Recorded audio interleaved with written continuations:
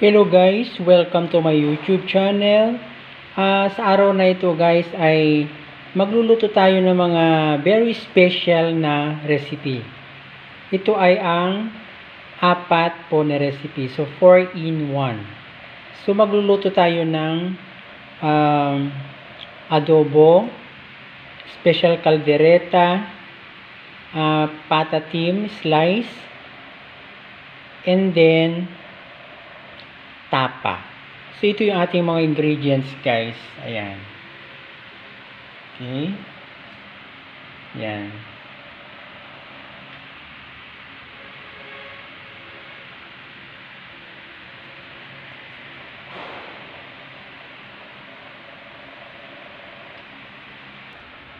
At ito yung ating pangkaldereta.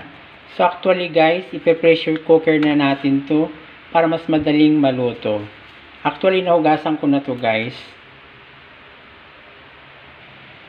And ito ang ating mga, ito yung pata slice. Yan.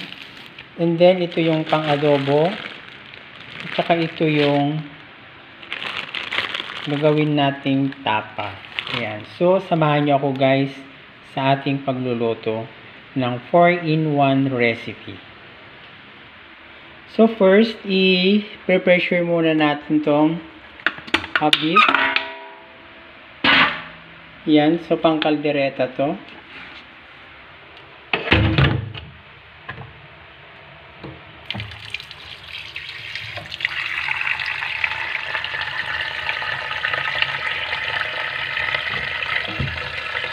Hanggang sa kalahati lang to guys, ng tubig. Okay, so sinalang na natin. So lutuin to natin ng 25 minutes to 30 minutes kasi baka po yan guys.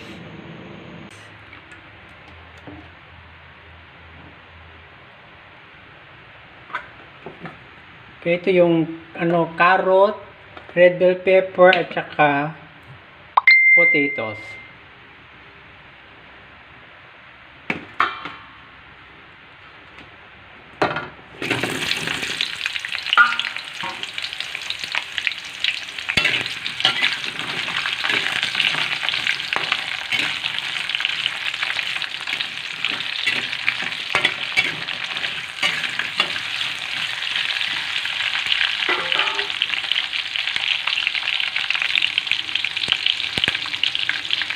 So, lagyan na natin ng konting asin para may lasa.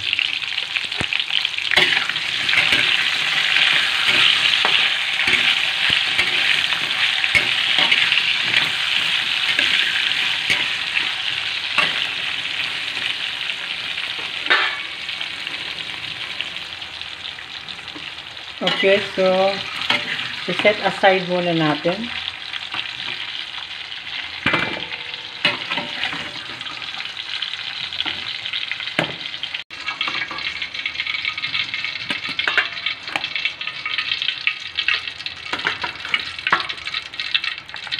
So, igisa na natin itong onion.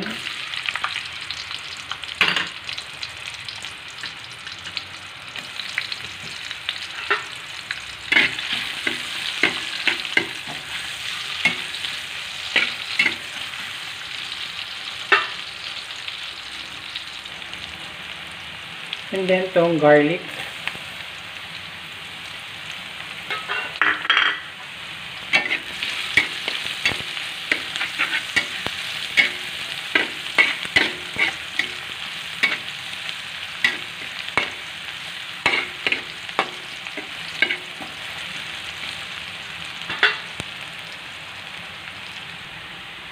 So, kailangan medyo mag-brown yung onion tsaka garlic guys para mas mabango yung igigisa natin karne.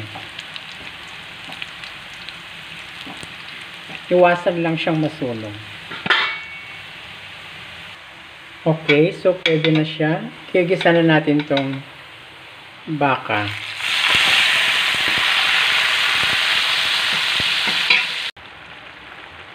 Then, maglagay tayo ng patis.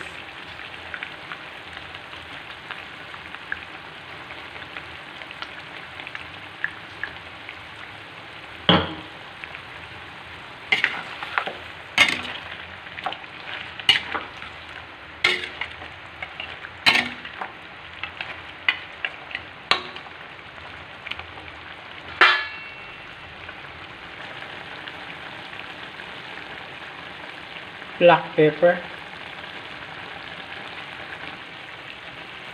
And lagyan na natin ng caldereta mix or caldereta, yung powder guys. Yan.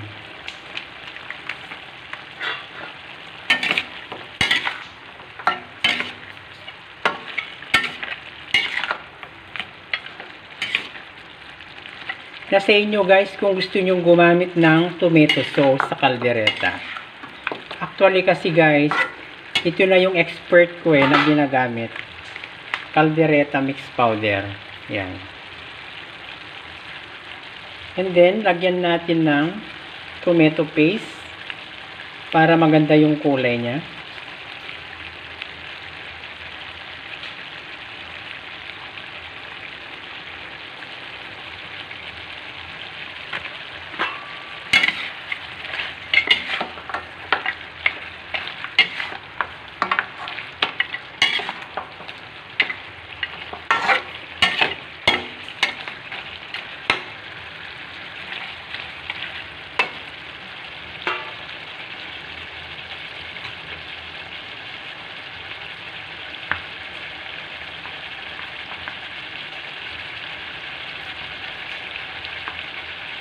And reno guys, spread, liver spread.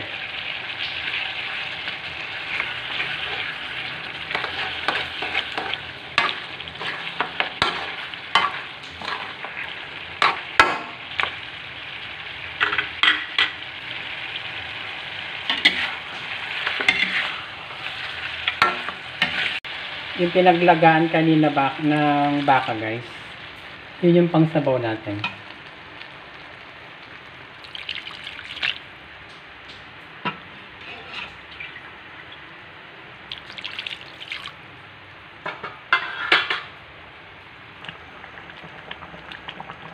Ilagay tayo ng salt.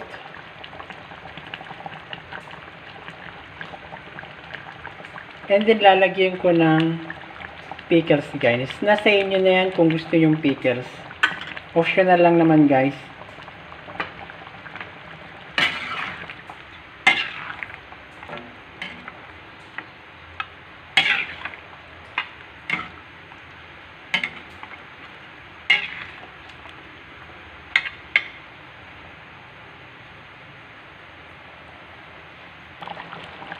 So actually gusto ko magdagdag ng patis. Kontrolin nyo lang guys, baka maalat kayo masyado. And paglalagay ako din ng 1 teaspoon na brown sugar.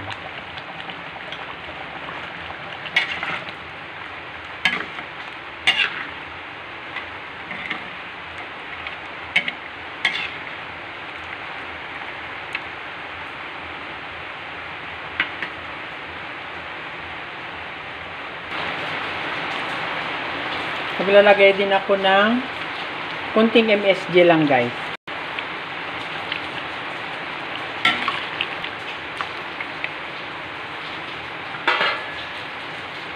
Okay, so tikman natin.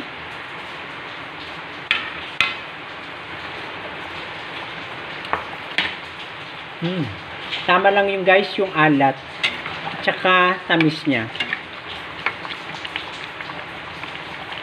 So, ilalagay na natin tong mga half cook natin na gulay.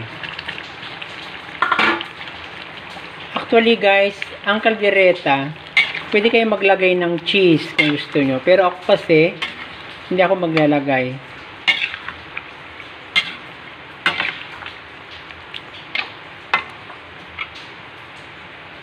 Okay, so lutuin lang natin konti yung potato at saka carrot. Takpan lang muna natin.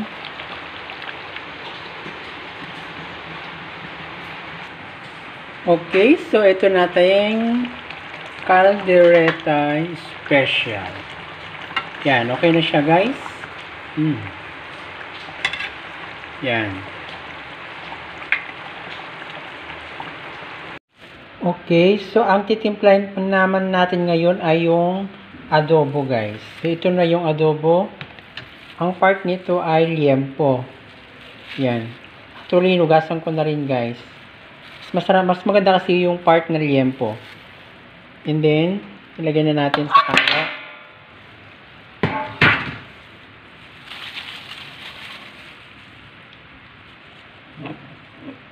And then, lagyan natin ng 1 cup na soy sauce.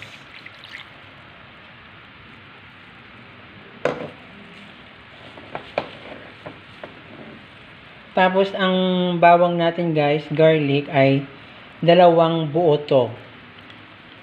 Mas masarap kasi pag maraming bawang. The more na spices, mas masarap ang karne.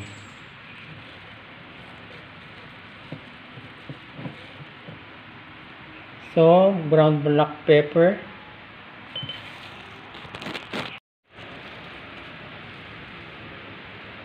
Black pepper.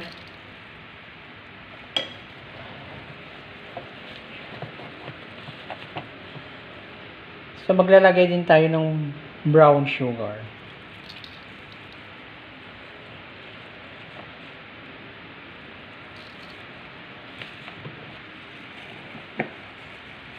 Then, maglagay tayo ng bay leaf.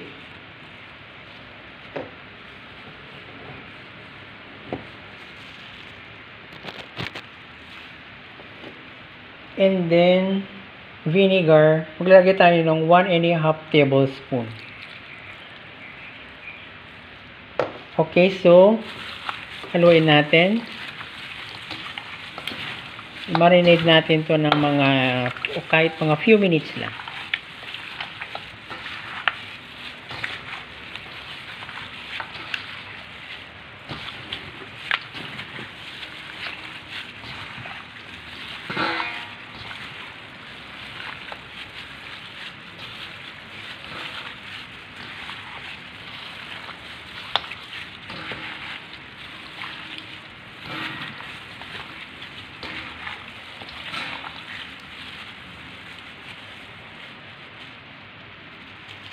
Okay, so isasalang na natin mamaya konti.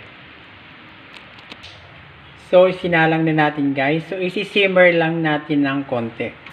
Ng mga ilang minutes. Kasi magtutubig yan guys.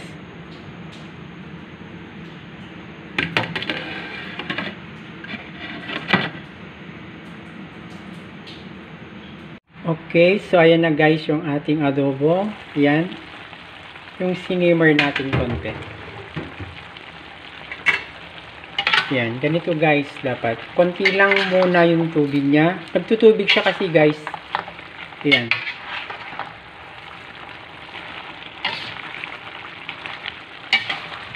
Ayan siya. Konti na lang tubig. So, pwede na tayo magdagdag ng tubig para maluto guys.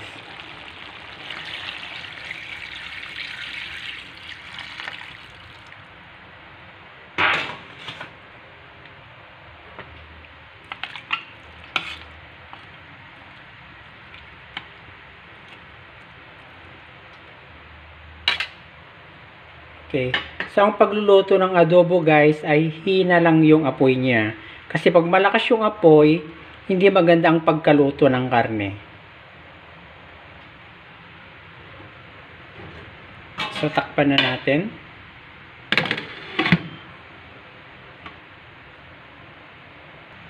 So, habang niluluto natin tong adobo ay titimplahin naman natin yung beef tapa guys.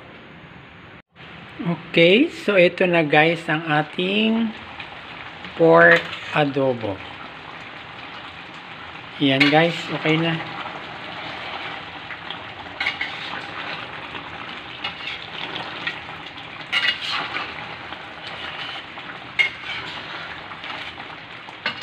Yan.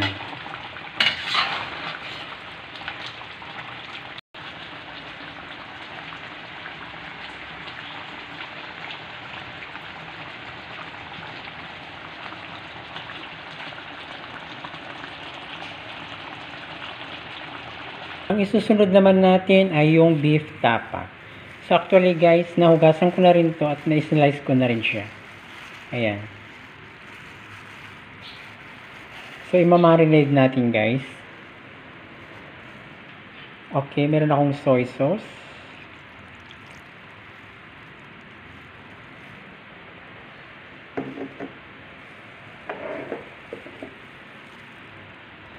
Garlic. Crushed garlic. So, around 1 whole ito guys. Isang buong bawang. And then 1 tablespoon of vinegar.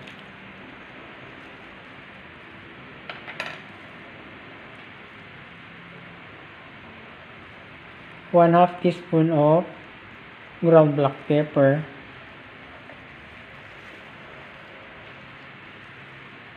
And 1 teaspoon of brown sugar.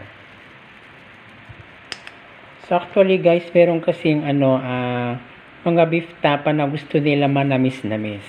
So magdagdag ako guys ng another 1 teaspoon na sugar. Bali around 1 tablespoon na siya ng brown sugar ang nilagay ko. So mimix natin.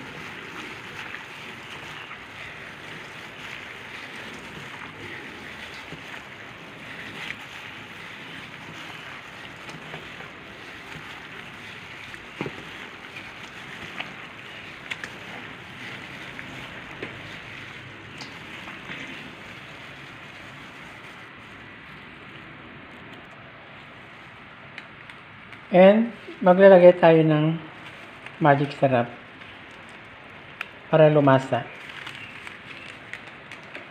So ibabad lang natin to guys ng mga ilang minutos. Pwede rin overnight kung gusto nyo.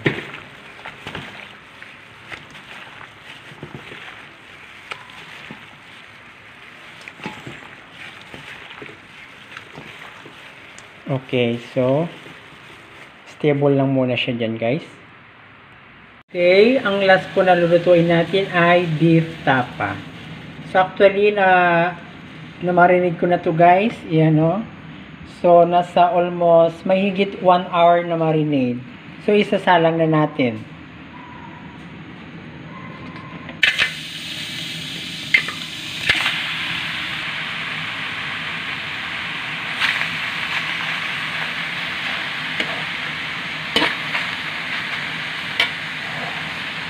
Yan. So, isi-simmer lang natin, guys. Kuberan natin. So, tignan natin ang tapa. Ayan, guys. Kusa siya magtutubig. So, bawasan muna natin yung tubig niya, guys, bago natin lagyan ng tubig. Para maging malasa siya, guys. Ang paggawa ng tapa guys ay damihan nyo ng bawang at saka paminta. Yun yung nagpapalasa sa bawang. Sa tapa pala. Okay, so takpan natin ulit.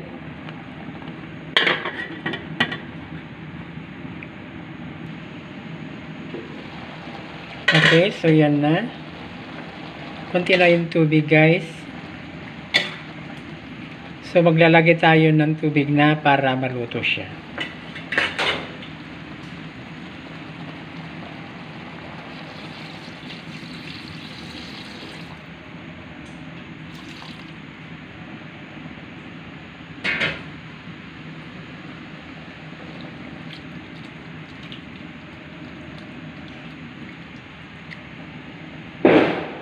Okay. So, kuberan natin hanggang maluto guys. Hinay lang ng apoy ulit para maganda ang pagkaluto ng karne. Okay guys, so titignan naman natin ngayon ang ating beef tapa. Ayan.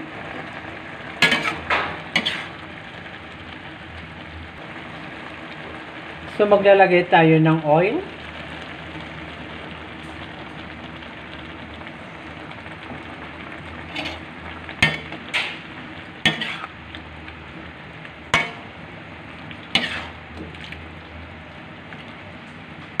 Okay, so bawasan lang natin ng konting tubig.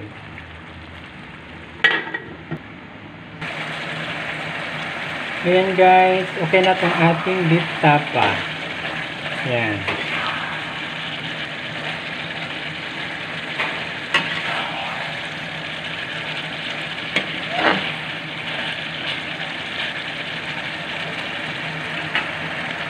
Salamat sa panonood guys. Merry Christmas and a Happy New Year.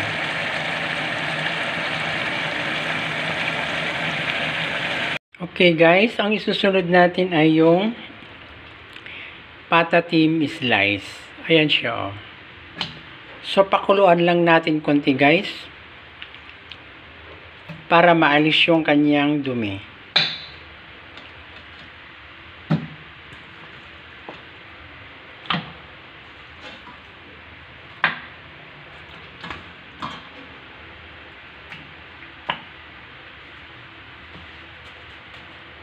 Okay, so maglagay tayo ng tubig.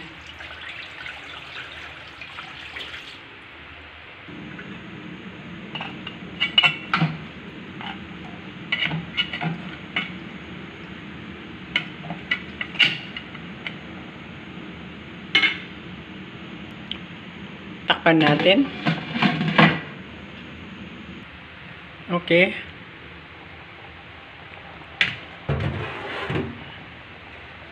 So, ayan guys, oh. May mga bubbles dyan. Yan yung dumi ng karne. So, kailangan maalis yan.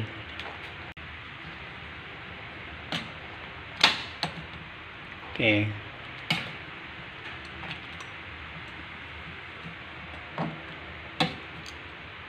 Okay, so tanggalin na natin.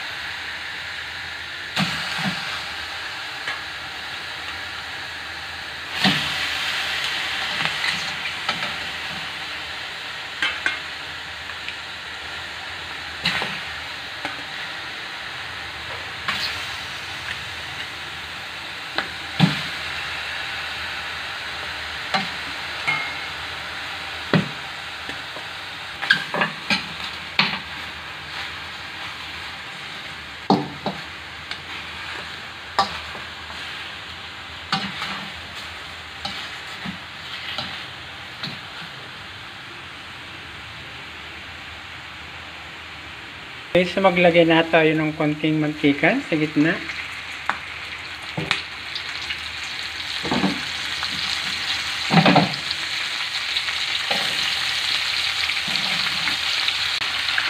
Then isunod natin tong garlic.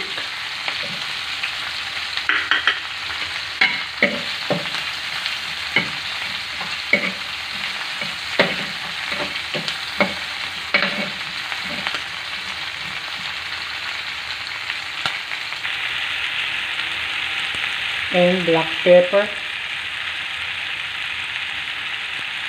At maglagay tayo ng oyster sauce.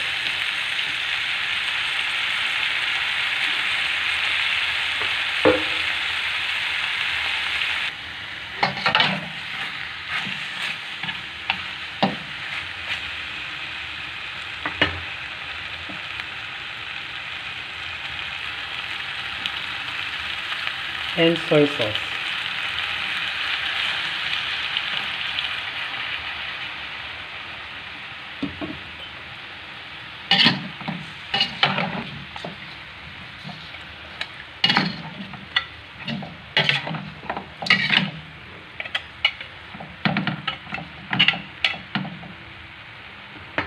So, takpan lang natin muna konti.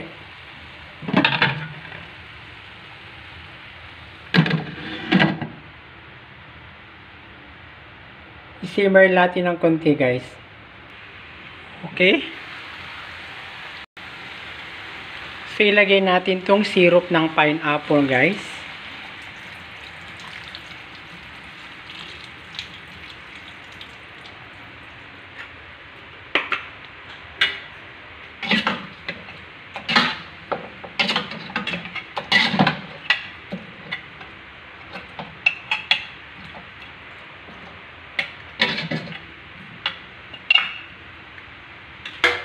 So, pakuluan na lang natin ng konti. So, ayan. So, So, ilagay na natin ang tubig para maluto, guys.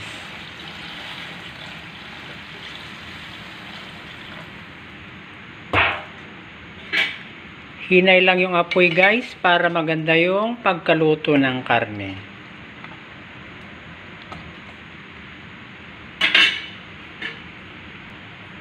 Okay, so takpan na natin.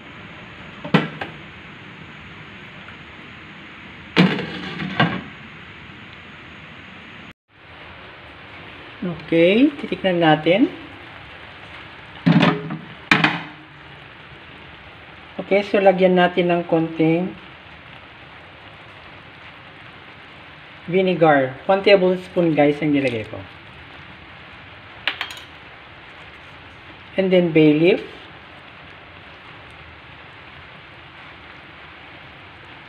And then 1/2 cup of brown sugar.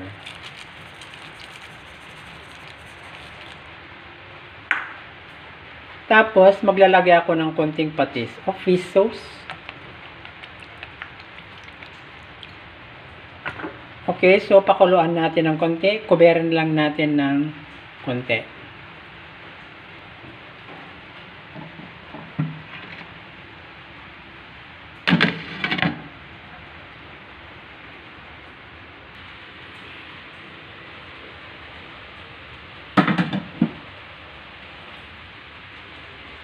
Okay, so ilalagay ko na ang banana blossom, guys. Yan.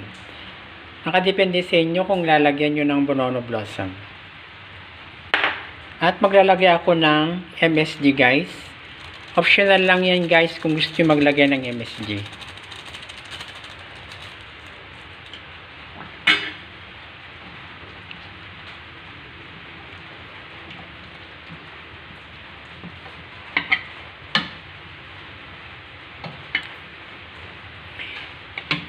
Siya pala, guys, mga hindi pa nakapag-subscribe po sa akin, ay niyayanya po kayong mag-subscribe sa aking munting channel at mapanood nyo lahat ang mga Pinoy food, guys, na aking niluluto. So, pakiclick lang po yung notification bell para lahat po na ilalabas kong video ay updated po sa inyo. Maraming salamat. So, kuberan lang natin hanggang maluto, guys.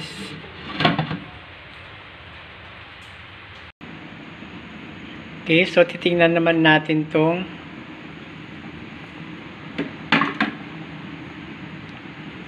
pata.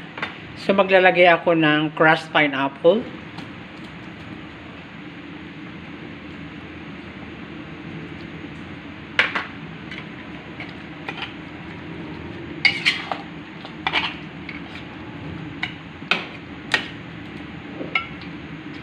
Okay, kuberan natin ulit.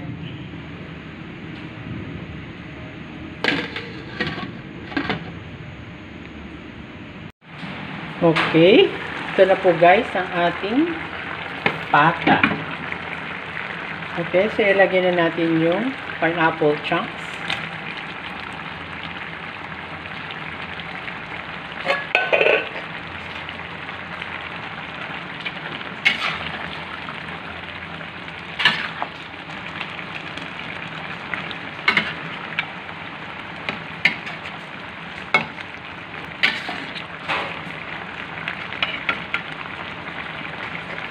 Okay, yan na. So, naluto na natin, guys, itong